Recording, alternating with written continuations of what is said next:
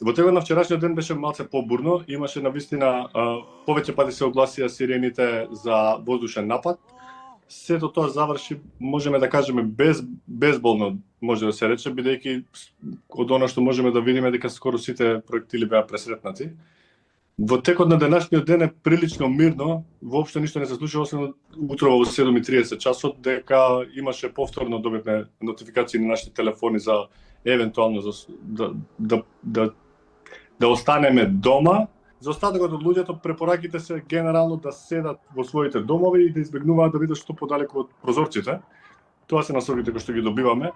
Скривници некои не постојат, како што нема ни места официјални за засолништа. Дел од амбасадите си објавија за нивните граѓани некои места каде што можат да се собираат, но тоа се генерално големите држави. Канада, Америка, Австралија. За останатите важат препораките кои што ги добиваме тука од Центарот за управување на кризи, да кажеме на кратко. Што и да се случува при некои си повремени напади од едната или од другата страна и тешко е да се оцени каква ќе биде состојбата. Генерално се на се е мирно, како што кажав, граѓаните не се во некоја паника, сите што сме затекнати тука, ќе остануваме тука.